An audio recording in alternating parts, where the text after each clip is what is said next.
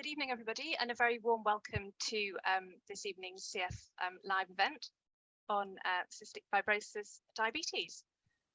My name's Jacqueline. I work in the information support team at the Cystic Fibrosis Trust, and I'm very pleased to be here with all of you this evening. So for those who don't know, this event tonight is part of a mini-series in our CF Live series, and it's focusing on CF and nutrition. So we're running 7 nutrition events in total. We actually launched this back in August last year, and I think we're around halfway through at the moment. So we've got a few more events coming up as well in February, March and April, which I'll tell you about at the end. And if you didn't attend any of our previous events, you can catch up on our YouTube channel because we record all of our events and then they're available afterwards. So tonight's event is all about cystic fibrosis diabetes, as I've said, and I will introduce our panel of speakers on my co-chair in a moment. But I just wanted to tell you first of all just about the format of the event. So we're going to start with a presentation from our expert clinicians who've joined us this evening, and then we're going to move on to a discussion on CF diabetes, and if we've got time, we will spend a few minutes taking some Q&A as well towards the end. So thank you very much if you've submitted any questions when you registered, and we will try and cover off as many topics as we can, but we might not get through everything. And likewise, if you've got any questions as we go along, please feel free to put them in the chat and we'll try to get to them at the end. So just to let you know, the session is being recorded and it will be shared on our YouTube channel afterwards. So if you don't want to appear on camera, please turn your cameras off. I'm now going to move on and ask our panel to introduce themselves and we can get started. So I'm going to start with Rupert, and Rupert's very kindly agreed to lead our discussion and also our Q&A this evening. So Rupert, could I start with you, please? Thank you, Jacqueline. Yes, I am a 33-year-old CF patient, and I also have cystic fibrosis diabetes. I've had diabetes for about 8 years, and I'm going to be talking a little bit about my experience as well with the diagnosis and how I cope with it. Thank you, Rupert. And can I come to Tilly, please? Hello, I'm Tilly. I'm 15 and I have CF and CF diabetes, and I was diagnosed about 2 years ago, and I'll be answering some of your questions. Thanks very much, Tilly. And Joanne? Hi, my name's Jo Barrett and I'm a specialist cystic fibrosis dietitian working at the West Midlands Adult CF Centre in Birmingham, and I look forward to answering all your questions and sharing some of our knowledge with you this evening. Thank you, Jo. And Sarah, please. Hi, good evening everyone. I'm Sarah Collins. I'm a cystic fibrosis specialist dietitian working at the Adult Cystic Fibrosis Unit at the Royal Brompton Hospital in London. And like Jo, I look forward to sharing our experiences and also answering any questions this evening. Thank you very much. So thanks to all of our panel for taking time out this evening to come and speak to you all. I'm going to load up some slides and then I'm going to hand over to Jo and Sarah to get us started. So I hope everyone can see that. Nicola, could you just let me know if you can see this okay? Yeah, that's fine. Just needs to go to full screen. Brilliant. Okay, so thank you, and over to Sarah and Jo. Okay, so good evening. I'm going to start this evening session by talking a little bit about the management of cystic fibrosis diabetes, and then Jo's can talk a bit later on about sort of a bit more about dietary management. So first of all, I'm going to really reference a new document that came out towards the end of last year on behalf of the Cystic Fibrosis Trust, which was produced by a consensus group of healthcare professionals working in CF diabetes. And it's a document on the management of cystic fibrosis diabetes. And this is available to download on the CF Trust website. I'm going to talk through a few of the different changes that have occurred with this document and just highlight some key practices in managing CF diabetes. And one of the terms I wanted to use to start with was actually, we've really switched from trying to call it cystic fibrosis related diabetes to now calling it cystic fibrosis diabetes, because in the recognition that we feel that actually the term related doesn't have a sort of causal relationship, and actually cystic fibrosis diabetes, people with CF have diabetes because it's caused by their CF. It's not related to their CF, it's actually caused by their CF. Next slide, please. So one of the aims really of the document is to give an overview of the management of cystic fibrosis diabetes, and actually there's loads of really key references for people who want to know any more, both healthcare professionals and patients. So the ultimate aims of CF diabetes management are sort of broken down into sort of 5 key areas. So our first aim really is to reduce the impact of high blood glucose levels, because we know of the effects it can have on both your lung function and clinical status, and also perhaps your nutritional status, which are all interlinked. To avoid any symptoms of hyperglycemia, so that's high blood glucose levels and the detrimental effects it can have on your clinical status. To minimize risk of hypoglycemia, that's low blood sugar levels, so trying to prevent those. To optimize or maintain a nutritional status, and for some patients this may also be trying to sort of look at weight loss and weight management as well. And to prevent long-term diabetes related complications, because these are really important, and I'll go on a little bit to talk about those in a while. But one of the things I would say is that actually these sort of 5 key areas of management really all are related to optimizing glucose control. So better glucose control can hopefully minimize all the risk of these complications and help management to limit hypoglycemia, high blood sugars, and have a positive effect on lung function and clinical status. Next slide, please. So if we look at the treatment, really, there's the main aim of treatments of CF diabetes are insulin therapy and dietary modification. These are sort of the aims of what the document really talks about. And I think for any people that know, I've been working in CF for many, many years now. And I would say, 20 years ago, it was very much, we didn't make any dietary restrictions in the management of our patients with CF diabetes. It's very much like, no, nutrition is really important. These patients need to eat what they want, and we need to match, match their food with insulin. I think we've gone a full circle now, not just with the interventional modulators, but actually the fact that people with CF are well now, nutritional status is improving. And I would probably say that, dietary modification has to be first line and one of the mainstays in the initial management of CF diabetes. And dietary modification will go hand in hand with insulin therapy or other treatments that teams may look at. So what we do know about insulin regimes is that they are tailored to individual requirements, and they have to take into account nutritional status, clinical status, dietary intake, such as usual food patterns, likes, dislikes, etc., and also any psychosocial factors and well-being issues that people with CF diabetes are experiencing. And often people ask, can I not take a tablet for my diabetes? And I would say for some patients, we are looking at the use of oral agents a lot more in our population. And there are certainly, and at my clinic, we have a few patients who are on oral agents. So we're not resistant to those, but for some patients, insulin is really the primary choice. But it should be a decision that's made between your team, looking at all the factors, so your clinical and nutritional status, and also what's going on with your glucose levels as well, how high they are and the impact of what we feel treatments, the benefits of some treatments upon you. So blood glucose targets.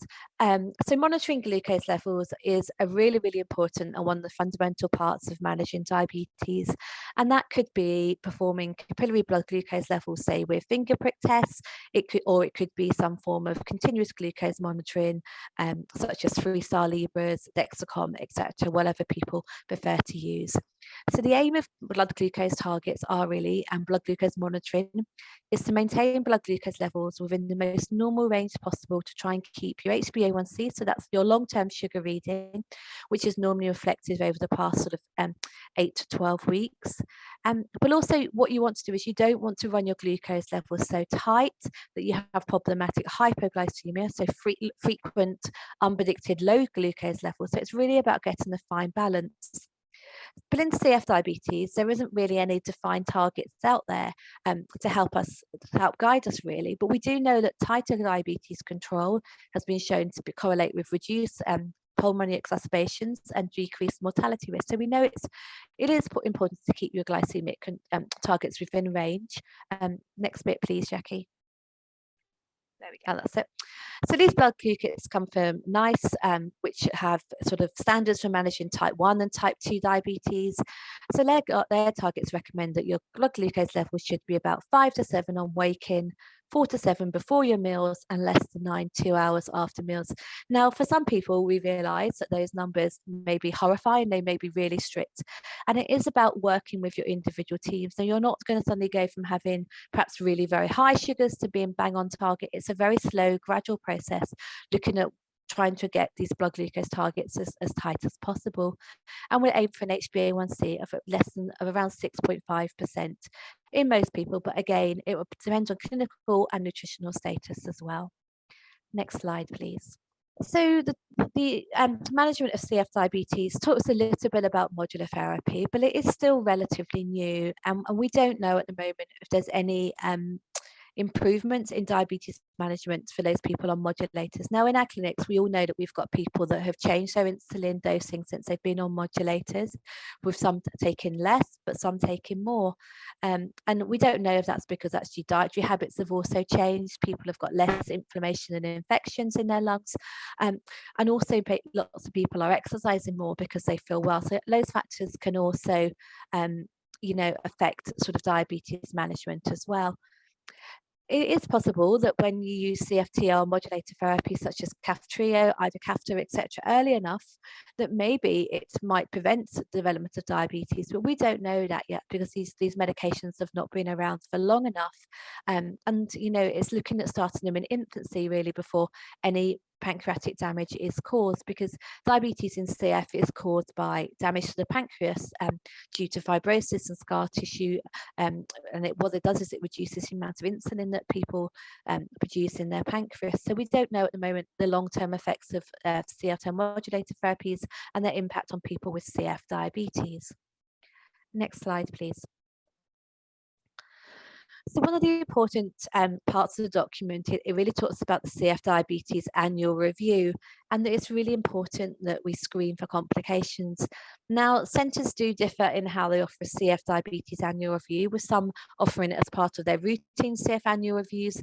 Some centres encouraging patients to go to their GP to have a separate diabetic annual review. Now, GPs have a tariff that covers everyone with diabetes. So they, as part of standards of care for GPs, they should see all their patients with diabetes every year and conduct a diabetes annual review. And the point of an annual review is to screen for, and if necessary, treat early complications, to review management plans, to assess nutritional management, to address adherence issues, education and psychosocial issues. Now, you could mix and match. So we have some patients perhaps say, yeah, I'll go to my GP, I'll have my bloods taken, but actually I don't want them to advise me on my diabetes management. I still want to come back to you. And that's fine, but it's really important that every year you are having your lipids done, you are having your HbA1c done, you are having your injection sites checked, your feet checked, your urine checked, your blood pressure checked. You are talking about if you're having lots of issues with hypoglycemia, etc. So it's really important that anyone with diabetes has a diabetic annual review, either with their team, if that's how it's offered, or as part of their local service via their GP. Next slide, please. So self-management of diabetes. So self-management encompasses all the things that people do to help themselves live with long-term conditions. So really, diabetes is a condition that you have to self-manage in the same way that you self-manage CF. And there are many components in self-managing diabetes. So there's your blood glucose you're monitoring, there's managing your diet, there's managing your medication, whatever your medication is, and also managing your physical activity. And we do understand that it is challenging managing diabetes, and some days it is really, really difficult. And I think one of the things about diabetes is there's a constancy, it's always there. It doesn't go away. If you're not thinking about what you're eating or how much insulin you're going to take, you're going to have to check your glucose level to see what they are. But there are things in place now that can help support management of diabetes, such as things like continuous glucose monitors, sort of education and support from your teams, incorporating diabetes really as part of your CF management. Like I said, we changed the term to CF diabetes because we know that diabetes is caused by CF. So, we know that if you don't monitor your blood glucose levels, it can impact your CF lung health, it can affect your nutritional status, you can have a clinical decline. So actually everything you do for your diabetes is part of everything you do for your CF. So trying to think about them together and manage them together is a really important way. Try to think, no, I have diabetes and CF. You have CF diabetes, so manage them as a package. Next slide, please. And I think this just highlights really the self-management of CF diabetes, and just highlights the fact that, you know, if you think of CF as part of CF diabetes as part of your CF, that we know in CF it's really important we have to optimize your respiratory and your nutritional status. But actually, if you don't control your blood sugars, that's going to affect your nutrition, it's going to affect your nutritional status. If you don't optimize your respiratory status, your nutritional status, and your blood glucose, you know, we're going to know it's sort of it's going to start affecting your health really, and your respiratory therapies and treatment, your nutritional therapies, your self-care strategies, and your insulin and blood glucose levels will all influence the management of your diabetes and ultimately your CF. Next slide, please.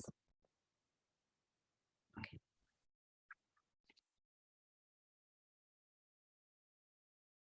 So I'm just going to cover now a little bit about eating with diabetes and dietary aspects.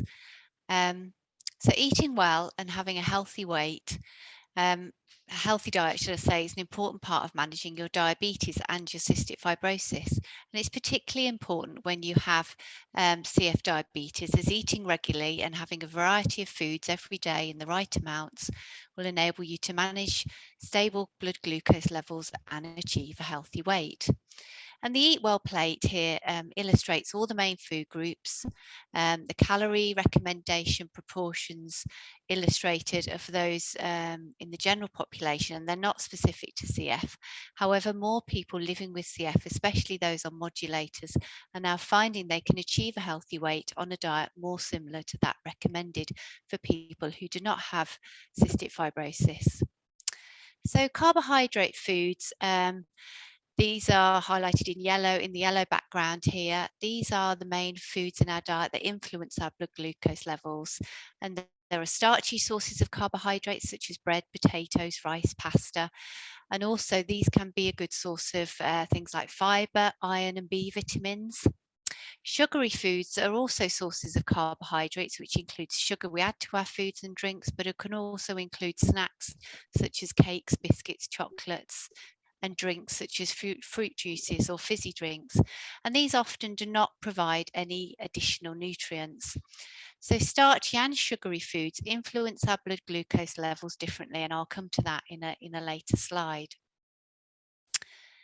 Protein foods, which are highlighted here in pink, protein foods do not generally influence our blood glucose levels, and these include things like meat, fish, eggs, peas and beans, lentils, but also dairy products highlighted here in blue. And they are important sources of vitamins and minerals, including things like iron, vitamin D, some essential fatty acids, and also calcium. Now, dairy products can influence your blood glucose levels because they do contain either milk sugar or lactose, which if taken in significant quantities may make a difference, or foods such as yogurts, which may also have added sugars, may influence blood glucose levels, but mainly they are a source of protein. In green here, we have fruit and vegetables, which again are an important source of vitamins, minerals and fibre. The general population are advised to have 5 portions a day. And if you are a healthy weight, it's important to include some every day in your diet. And for people with diabetes, fruit should be taken in moderate amounts, certainly in one go, as they do contain sugars that will cause a rise in your blood sugar levels. And it's preferable to eat the whole fruit rather than fruit juice or smoothies, as the sugar in these is easily absorbed, similarly to that to sugary drinks. So over in the left-hand corner of this diagram, we have sugary foods, which I've just mentioned are a source of carbohydrates. These are nice to eat, but generally contain very little nutrients, vitamins or minerals, but they can have a significant effect on your blood glucose levels. And changing the quantity or how these are incorporated into your diet is usually one of the most effective ways of managing your blood glucose levels. If I could have the next slide, please. So dietary changes to help you manage your CF diabetes mainly focus on modifying your carbohydrate intake, and it can be useful to have an awareness of sources of carbohydrate in the diet and how these are likely to influence your blood glucose levels. So food to choose less often are things like sugary drinks and sweets, fizzy drinks, fruit juices, coffees with added syrups or sugar you might be adding to drinks, as these are rapidly absorbed and often lead to large spikes in blood glucose levels that are difficult to control even with medication. And reducing the intake of these can be very effective at controlling your blood glucose levels.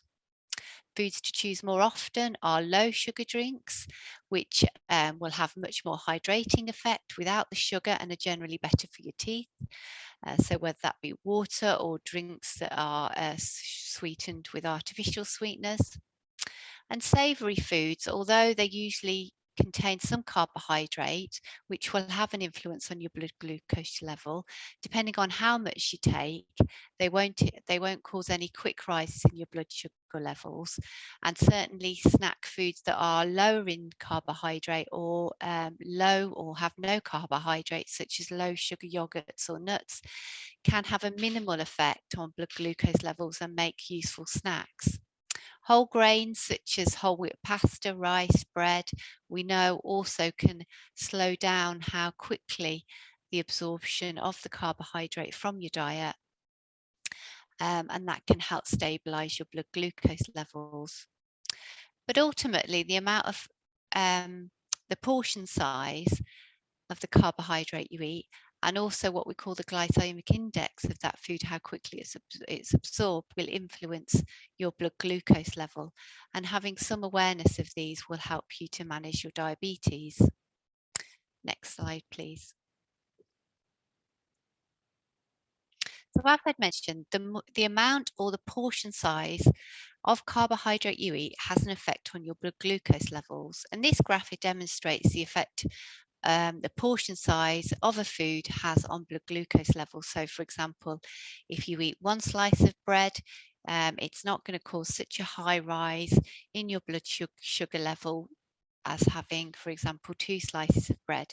And so having some carbohydrate awareness of portion size and the type of carbohydrate you're eating can help you understand how your diet is influencing your blood sugar levels. Next slide, please.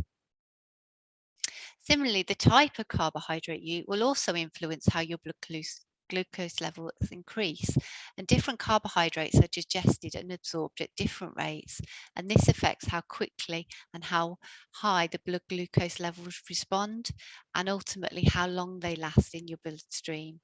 And this is what we call the glycemic index, or GI, of the food. And the glycemic index of a food is a rating system that is given to carbohydrate containing foods and how quickly each food affects your blood glucose level.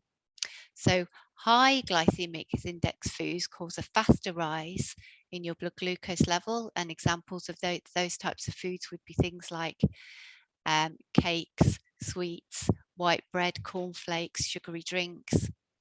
Whereas low GI foods cause a much slower rise in the blood glucose level that generally is sustained for longer and can help keep the blood glucose level stable in between our meals.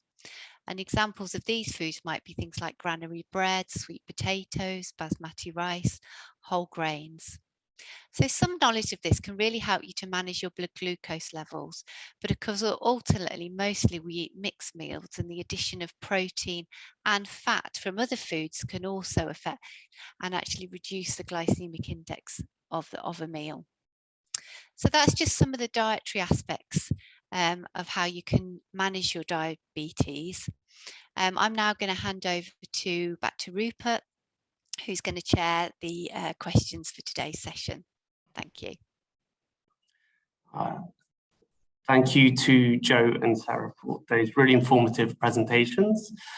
I'm now going to ask Tilly if you could come on could share your screen for the questions. So I'd like to start this off by asking you, Tilly, if you could share your story with us about how you were diagnosed. Yeah, so I was about 13, it was about 2 years ago, and it was from my clinic. They gave me a freestyle LibraLink sensor to wear. It's just like a general test. I think they're doing it with everyone. And I wore that for 2 weeks, and they saw that my levels were like going really high. So they did it again just to double check, and they kept going really high. So they diagnosed me with diabetes, but I didn't have any other symptoms apart from they were going high. So I probably wouldn't have even found out if they hadn't done the test. So yeah, it was quite a shock. Yeah, I can imagine. So was your health quite good at the time, or were there sort of any issues going on with you at that point? Yeah, my health was fine then. It was about the time when we were getting Kalydeco and Kaftrio. So I got that a few months before, I think, and it seemed to be going all fine. So it wasn't really expected at all. Yeah, because I think with my diagnosis, I'd had sort of about a 10-year period of sort of ill health where I was progressively getting worse. And I used to do these, I used to, at my annual review, have a drink, and sort of they'd take some blood tests, and they would test over a period of an hour how well my body tolerated the glucose that I was drinking. And that never really showed up a consistent sort of diagnosis of diabetes, is how they described it. And then there was a time when I came in and they were just, I think, starting out with the glucose monitors. It was, as I say, about 8-9 years ago. And they found I had high blood sugars, as you did. So for me, it wasn't so much of a surprise, but obviously it was still a bit, of a shock, and sort of, trying to adjust to that. Joe and Sarah, just a quick question for you. How common is it to have diabetes and not have any obvious symptoms? So Tilly obviously had a very different experience to me. And is it also becoming less common now for adults to go a long time before being diagnosed? So I would say because of routine screening of diabetes, certainly from the age of 10, that mostly most people who are diagnosed with either diabetes or some form of glucose intolerance will be picked up with screening, or perhaps when they come into hospital, because we routinely would monitor blood glucose levels in hospital. So it's generally people are not aware or symptomatic that they might be developing diabetes or have diabetes. And I think generally in CF, because you do still produce some insulin, then people with CF don't very often get to become really ill before their diabetes is discovered, as often occurs with type 1 diabetes. Yeah, Sarah, so do you have anything to add to that? I think one of the things I would say is that glucose tolerance can be very fluctuating in people with cystic fibrosis. So doing a one-off sort of glucose tolerance test, which you sort of described, where you have says, okay, at this moment in time, my glucose is okay. And actually the same with CGMS, at this moment in time, my glucose is okay. But 2 months later, you could get infections or be on steroid treatment, and your blood sugar levels could go through the roof at that point. And if the test is not done at that point, or they don't monitor your glucose level to that point, you're not going to pick up things. So I think it's always being aware that diabetes can be a problem in many people with CF. And actually, sometimes if you feel like, actually, I'm just not feeling quite right, I would ask the question about, actually, have I lost a little bit of lung function? Am I losing a little bit of weight? Do I feel a little bit tired? Am I passing more urine? And just to perhaps encourage your centre to screen for diabetes, especially if you've had lots of infections and things like that. We know that diabetes is a common problem. We are screening, but it may just be that one snapshot in time. I would definitely echo what you've just said then as well, because I had various tests that showed I had a higher blood glucose before the test than after. So my body was working to an extent, but it just wasn't working as it should be as someone without diabetes. But Tilly, how did you find being diagnosed affected you? It's obviously another condition on top of your CF. So did that sort of have an emotional impact for you? I think it was more just like an extra thing, and like of course like the shock as well, and how my parents had to like relearn all of this new stuff, and I had to relearn about what it even is and what happens and everything. So I think it was a bit difficult with that, but we like it was still kind of, we still don't really know what it is really, but it's just another thing. But I think it's, when you get into a routine with it, I think it would be fairly easy to manage, which is what I'm trying to do now. So yeah.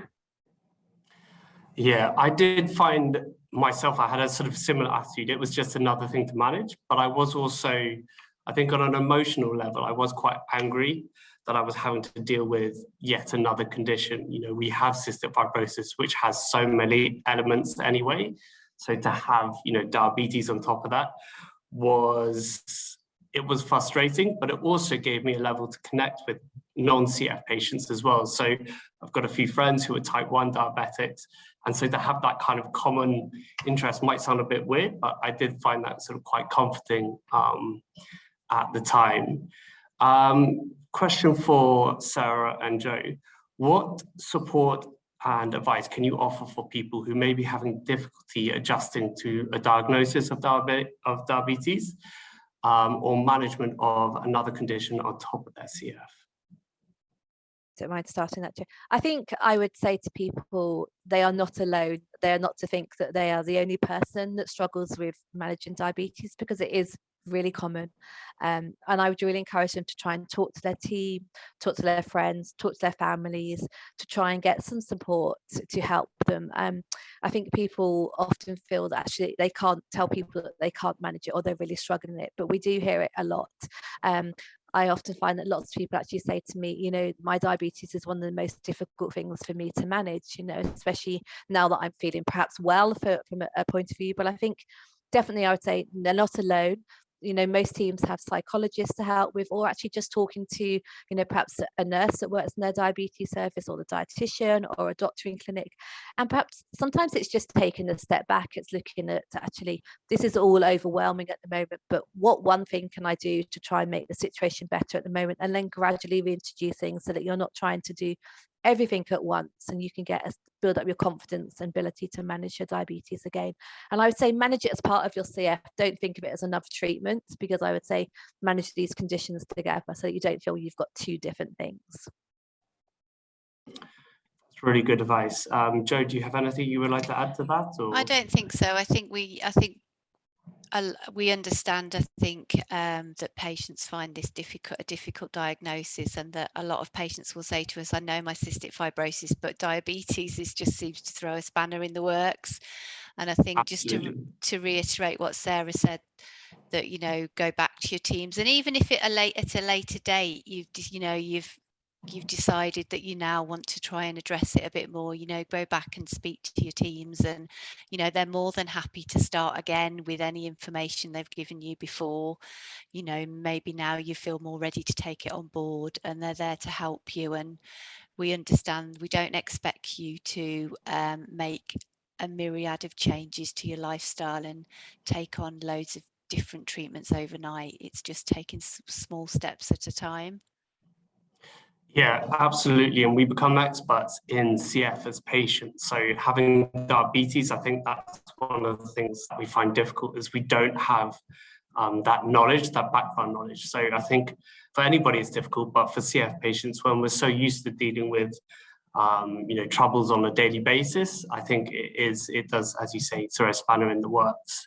But we've also heard from Joe and Sarah about how self-management can play a really key role in keeping us healthy. So Tilly, to what extent do you manage your diabetes yourself, and what have you found helpful in this area? So I think the main thing that I use to self-manage is my LibraLink sensor. Like, it's brilliant. Yeah, I can like check it on my phone. I'm the one that like checks it and things. Yeah. And other than that, I do my insulin. And when I see that my glucose is low, I take like the necessary like medication. Like I have a glucose tablet I take, or I eat sweets, which is great. So I always have to do it at school and stuff, and I check a lot. But it's not really that much for me, and it's all mine. So yeah. Okay, and do you have any tips for parents on how they can help their children take control and manage their own diabetes? I'd say it depends how old the children are, but if they're younger than me, I'm 15.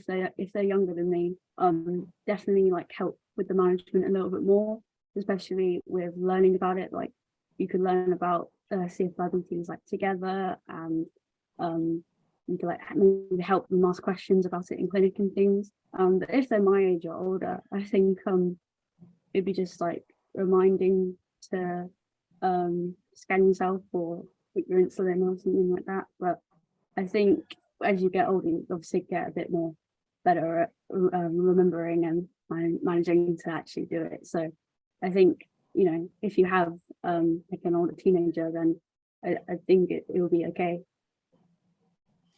Yeah, I definitely agree with you. And I think that's part of growing up, is you're learning to manage your own life. So that's not just a CF thing. And that's something that I had to do as well, is learn how to manage my life and also my CF as well. I think in terms of sort of my own self-management of my diabetes, I have the Freestyle Libre, which is great, but I used to keep my my blood sugars down really, really low, and I got at risk of sort of having hypos all the time. So my team actually told me to just let my blood sugars go a bit higher, and that actually helped me feel a lot better. And it also got my body used to the hypos again, because I was having them all the time, that I couldn't recognize them. So that was a really important part for me. But the Freestyle Libre has taken it to the next level. So now my life, my day is a graph, and I can kind of map everything out, which is really, really helpful for me. I'm obviously at work, so I have sort of different challenges to yourself, Tilly, but how do you manage your diabetes when you're at school or with your friends or doing anything sort of out and about, maybe even exercise as well?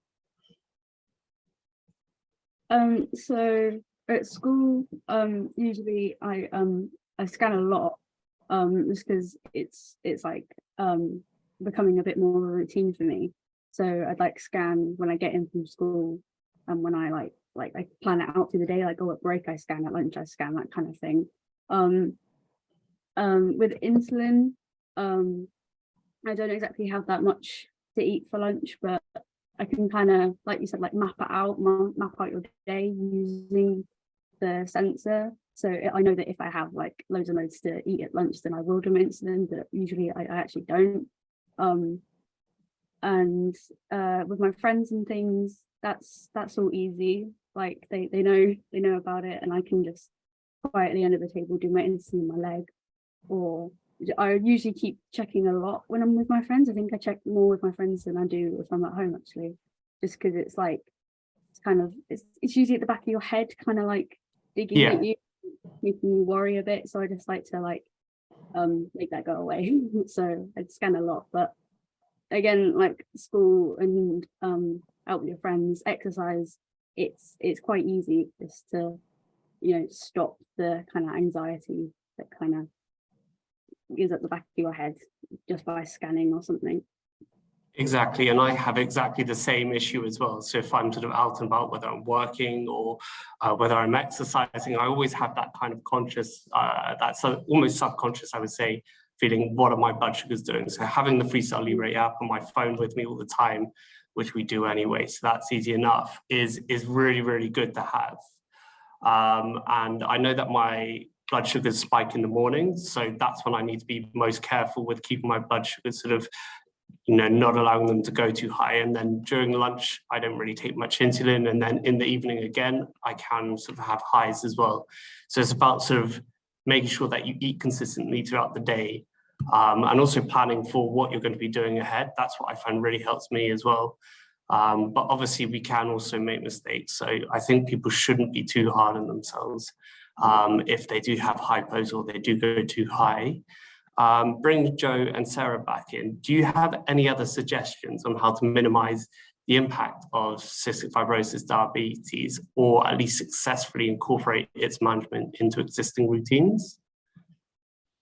Well, I think you have to be kind to yourself, and especially when you're newly diagnosed, be aware that new routines and changing behaviors and the way you eat and establishing new habits is really difficult. It's really difficult for everybody. So I think set yourself small targets of making small changes at a time, rather than, you know, trying to do lots of things at once.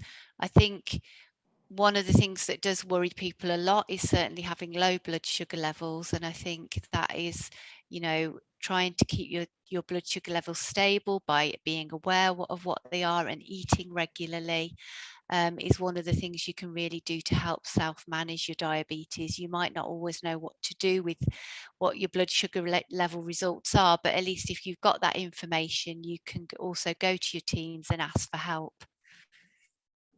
Yeah, I definitely echo that. Going to your team to ask for help for any questions relating to diabetes has been really helpful for me. Sarah, would you like to add anything to that? I don't think so, other than echoing what you said about being prepared and sometimes planning ahead. I know it's not always possible, but, you know, always making sure that you do have something with you in case your sugar levels drop low, because you never know if your car's going to break down or if you're going to get caught on the train on the way home. But I do think, like both of you have really stressed, that some of the technology like the Freestyle Libre is really benefiting people with diabetes. But I think, as you've both said, you monitor a lot, you're very aware of what's going on, and I think that's a really good part of managing diabetes. But I also appreciate there's lots of people out there who perhaps might not monitor so well, and they're scared sometimes of checking to see what the numbers are. And I think perhaps I would encourage those people, like Joe says before, to engage with their diabetes team and ask for help, even if they want to make 1 or 2 tiny changes. It's a stepwise approach. Really good advice. We also know that the diet is a key part of cystic fibrosis, and we've all been taught from a young age that we need to eat very fatty, very sugary foods. And obviously with diabetes, that's exactly what you don't want to do. So that is obviously a contradiction that we've had to deal with. So Tilly, could you tell us a little bit about how you've managed your diet since your diagnosis, and have you changed a lot about it? I don't think I've changed a lot about it. I don't really eat as much like sugary things anymore. And at lunches, I've just been kind of having rice for lunch. And I'm just like focusing a little bit more on the carbohydrate stuff, but not anything that would mean I have to take a lot of creon.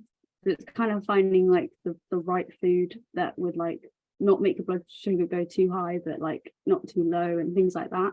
But once you find it, I think that's really good. And anything else, I don't think I've really changed that much. But you said at the start, Rupert, how you have like found the right foods that like send your blood sugars high. I think personally, I haven't really found that yet. It's not like as easy as creon, where you kind of know how much creon to take with what food. But that'll definitely just come with time. And so don't be worried if you're like a few years already into your diagnosis and you don't really know much about what will send it high, because I haven't found that yet, but I think I will soon. So yeah, absolutely. And I think there's certain foods which do send it high. I haven't really changed my diagnosis either. My diet since my diagnosis. Same as you. I think what I have cut back on is the very sugary sweets, the drinks, and also in my case alcohol as well. I've adjusted, so I drink a bit less than I used to, obviously, because that has an impact. But again, it's about having a balance in life, and you need to enjoy yourself as much as anybody else. So I think it's about making sure that you do obviously eat the right things, but you also enjoy yourself as well. So don't restrict yourself too much. And that's kind of how I've adapted my diet. I think modulators that's where it's been a massive change for me, especially with my diet, obviously, because you're putting on weight a bit more and things like that. So I think that's where I've had to sort of really adjust my eating habits, as opposed to just my diagnosis with diabetes. And I did find at one point that I was actually being told I need to lose a bit of weight because I was getting too big after the modulators. Whereas I suppose Before, we were always struggling with trying to get our weight up. So I think that's been a massive kind of shock for me. And adding in diabetes on top of that, and knowing that if you have too much weight gain, that can have a big impact on how you cope with your diabetes and how fast it can progress. So that's something I've had to cope with a bit more. I think since cafeteria, that's where it's been a massive change for me, whereas just switching to insulin didn't have as big an impact. But have you noticed, Tilly, that your diet or anything around your diabetes has changed since the cafeteria that you've started? I don't know, because like before cafeteria I was like quite young still. Yeah. So I probably was just eating like sweets every day anyway. And now that I'm getting older, it's like changing. So I'm not really sure on that one. Yeah, I suppose that is quite difficult at your age, because you're still sort of maturing into cystic fibrosis, what it means for you and things. So I think that is probably one that you will learn over time. And to bring Sarah and Joe back in, is there any research underway looking at this specific topic of how cafeteria is affecting diabetes? I think it's still quite early in the days of cafeteria. It's not been around for long enough to have sort of long-term effects on people with diabetes. Certainly, I think in practice, I've seen people that need more insulin since being on cafeteria. I've seen some that have need less insulin. And I think it's not just about what they eat and how much insulin they need. It's also about exercise and things like that you need to take into account as well. I think in many adults who develop diabetes, it's due to years and years and years of pancreatic damage causing insulin insufficiency. I think in the future, when they start looking at some of the modulators from infancy, maybe we might not see the damage to the pancreas and patients may not develop diabetes, but we don't know that.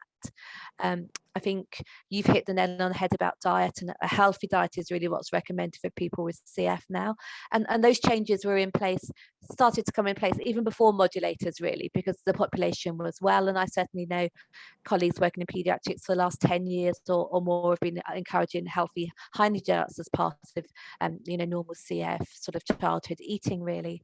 So I think it's too early. We don't know the long-term benefits of cafeteria or anything like that, and what it's going to do, really. Yeah, that's my experience as well, is that it's still, everyone's still learning with cafeteria. We're still very much early on, and I think more research will come out. Joe, would you like to add anything to that? Yeah, no, I haven't really got anything to add, just that obviously, just going back to what you and Tilly said, obviously the high sugar foods and the sugary drinks and sweets, we do understand that those foods were, particularly for some of our older patients, were very much the focus of what they were sort of eating and drinking from childhood and were encouraged to have because they needed the calories. And so we do understand that it's, that is a big change for you, but those are the foods initially to focus on, because those are most likely to have the biggest influence on bringing your blood sugars levels down without doing anything else. So, often if you reduce your sugary intake, reduce the amount of sweets particularly, or look at when you're having sugary foods and how much you're having of those at the time, can really help you to manage your diabetes. I also didn't mention alcohol earlier, and that's another important thing that you can look at with diabetes. Alcohol can have quite a big influence on your blood glucose levels and can actually be quite dangerous if you sort of have a lot of alcohol and don't have enough to eat. So it's really important that if you are going to drink any alcohol, that you have some complex carbohydrates before you do have alcohol, and that you only have no more than 2 or 3 drinks in an evening out, and you monitor your blood sugar levels closely, because alcohol can have that lowering effect on your blood sugar level, and it can reduce the body's ability to react to any hypoglycemia that may occur. Yeah, no, definitely. And I think alcohol relates to quite a lot of the CF population now because of, the age they're at. And people, obviously, we want to sort of go out there and be with our friends, and a lot of that can involve alcohol. So it's something that you need to be aware of, and something that I've definitely experienced. And I think Freestyle Libre has definitely helped with that. But we're going to move on to some questions from the viewers. One question we've got is, what are the early signs of diabetes? And I don't know if Joe or Sarah, you would like to pick that up?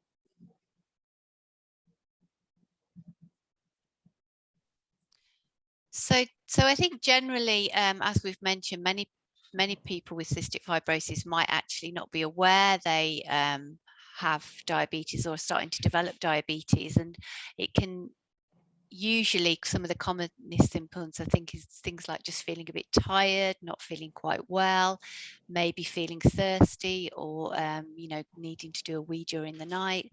Those are sort of some of the really common symptoms, but often in cystic fibrosis it can just be not quite feeling yourself or not be aware at all. I don't know whether Sarah's got any more to add. No, I don't think so really, Joe.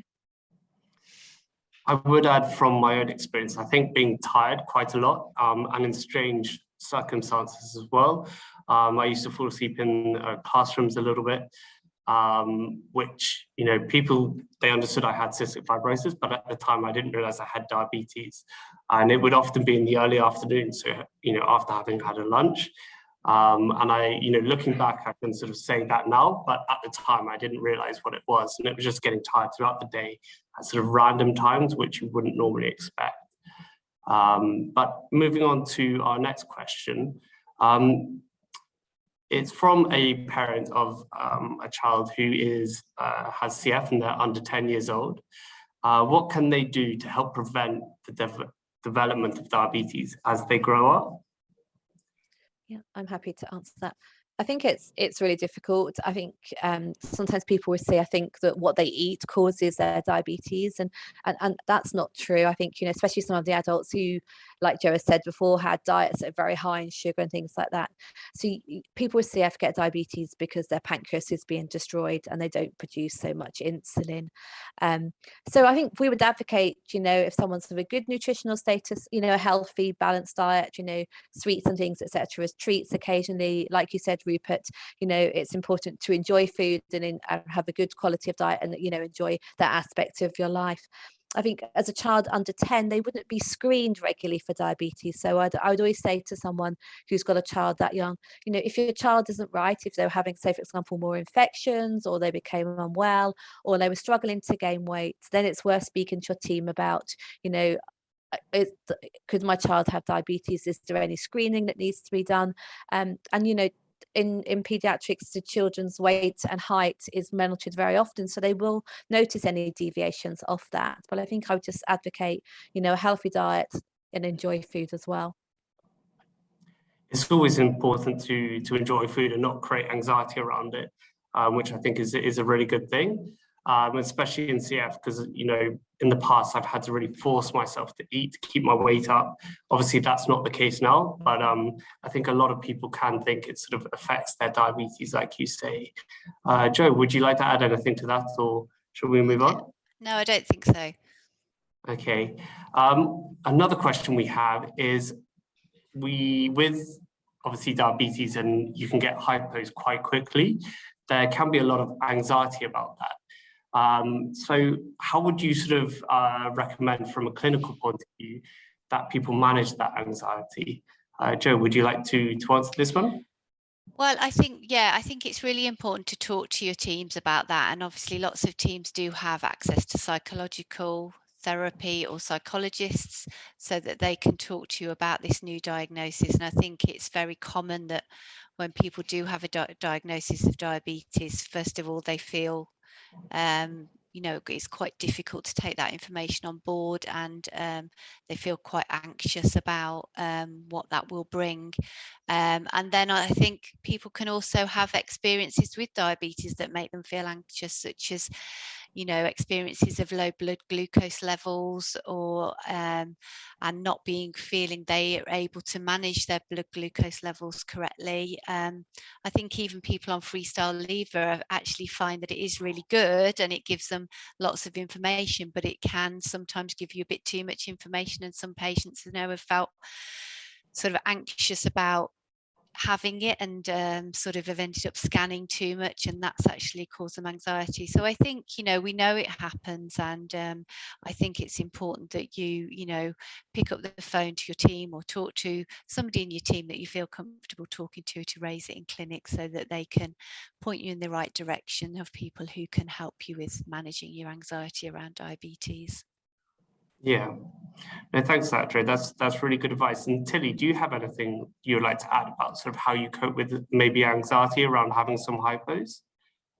I think having the glucose tablets, just like I know where they are, so I'm able to just go and get them, and like having enough like snacks just always there, you know, like a packet of crisps or something, just that like if I scan it and I'm, oh, I need to go and eat something, or I need to go take these tablets, you know, keep them in my school bag and things, and it's just like it's very like easy and quick for me to go and sort that out. So just having that like kind of safety is a very good idea. Yeah, I would always recommend having some sweets with you, or a sugary drink, anything that you can grab hold of quickly to bring your blood sugars back up. And I think that's something that all diabetics have to deal with, not just CF diabetics. Few questions coming in the chat. Really, I mean, we've answered some of them. So there was one about modulators, and has it made it easier, or, you know, has it improved your diabetes in any way? And I think to some degree it has for me. I don't know what, you know, the information is coming from the clinical side of things. I don't know, Joe or Sarah, if you could sort of add to that, but, you know, it'd be good to hear from you, Tilly, as well, about how that sort of supported you having the modulators. I think the impact of modulators are very individual. So I think it's just, I say to people, just monitor your glucose carefully, you know, reassess your insulin requirements. They may change. Bear in mind that your diet's also going to change. So I think it's just being on top of the monitoring and seeing what's happening. I think we can't predict what's going to happen for one individual compared to another. Yeah. No, I'd agree. I think it's very individual, and it's affected by so many factors. We know that modulators, you know, they might change your appetite, they might help you absorb your food better, you may have less infections, you may eat more, you may eat less, you know. So I think it's very individual, and the important thing is to you know, monitor and have that information, and also information on what treatments you're taking and what the type of diet you're having.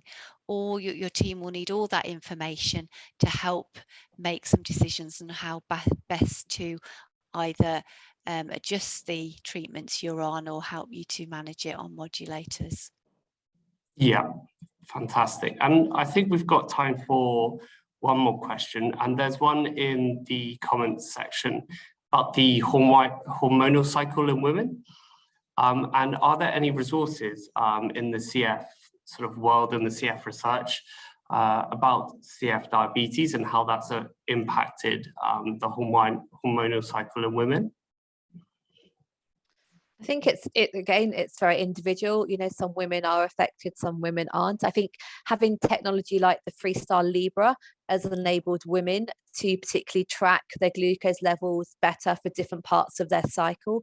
And certainly I know some women who will have different insulin requirements depending on different parts of their cycle. So again, it's adjusting those. I think there is work out in the type 1 literature about diabetes and hormonal, but I don't think we've quite got there in the CF world yet, unless you know any more, Joe. No, I just reiterate what you said in as well. And if you are on Freestyle Libre, or even if you have a diary, just to note down all those differences during your cycle, so you can see any patterns, and then you can discuss that with your clinical teams. That's good advice, and it's interesting to hear that research hasn't really been picked up on as a topic. And I think one more question we could just fit in there as well is there any advice or suggestions from a clinical perspective you could give about diabetes burnout? Joe, would you be able to answer that question? So do you burnout as in getting overwhelmed with your diabetes? Yes, I think it's getting overwhelmed and sort of working too hard almost to control it. Yeah. I mean, I think again, sometimes it is taking a step back, and sometimes I think, you know, people can be become overly focused on their diabetes, and that can actually be to the detriment of the rest of them, their health and well-being. And I think you know, if you're finding that you're getting to that situation again, I know we keep saying it, but you need to talk to your clinical teams about, you know, maybe what would be you know, an appropriate level of monitoring your blood glucose levels, and an appropriate level of, you know, micromanaging your diet, for example. And I think what we have to remember is the human body is not a machine. You know, it's influenced by our environment, you know, like we've talked today about hormones, about temperature, environmental temperature, exercise, diet. Food we eat is never the same every day.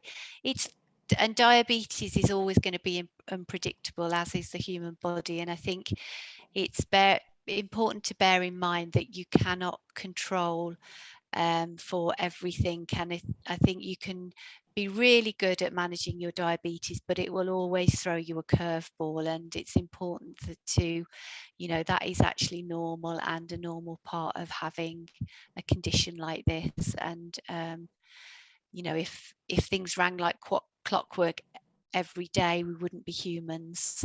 And you know, it's important to, you know, remember that, I think, really.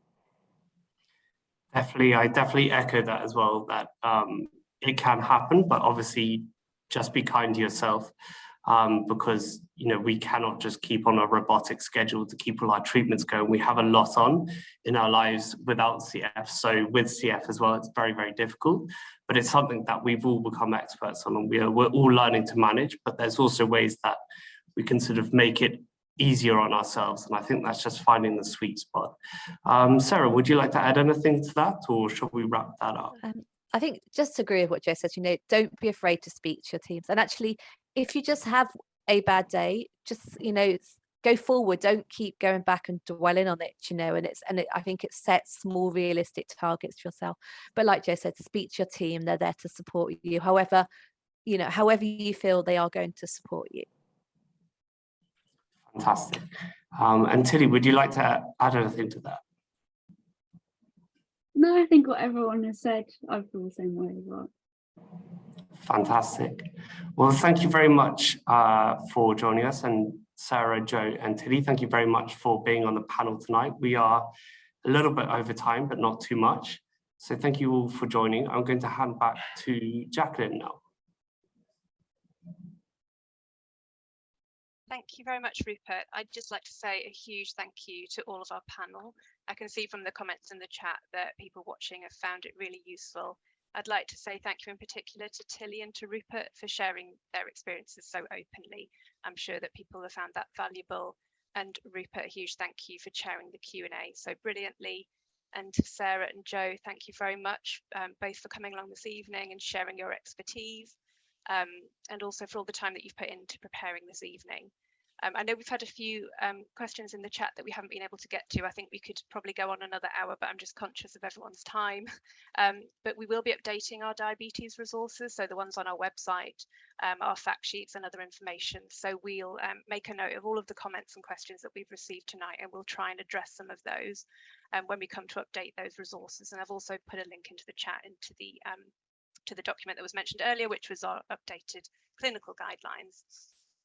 So I think my colleagues are going to put up a slide, which I can see now. So just to signpost to some of our services that may be useful. So there are some details of our support services on there. So our helpline, just coming back to it now. It's not just me having issues with slides this evening. So our helpline is available Monday to Friday, 10 till 4, and you can also find out all about the support that we offer on our website as well. There's a link to the diabetes guideline there. We also have a series of nutrition leaflets, which we work with the specialist dietetic group to produce. I think we have around 20 or so leaflets, so you might find those useful if you're not already familiar with them. You can also sign up to our newsletter, and there's details here of how you can do that, to hear all about our future CF lives and other news and activities that the Trust is working on. And then I mentioned earlier that we have a few more CF Lives coming up. So on the 28th of February, we have a session on exercise nutrition And then after that, we'll have 2 more CF Lives in our nutrition series. So there'll be one on gut health and one on mindful eating. And we're just working on finalising those dates now, but they'll probably be in March and April towards the end of the month again. So if you keep a look out on our website for those. And I'll just very quickly say, somebody asked about the recording. So we'll be emailing you in the next few days with the recording. And it will also be added to our YouTube site, and we'll also be sending out a very short feedback questionnaire. So if you do have any feedback on tonight's events, that will be really useful in helping us to improve on our future CF Lives and ensure they're relevant and useful to everyone. So a huge thank you once again to our panel. It's greatly appreciated, and thank you all for your time and coming along this evening, and we hope to see you at a future event.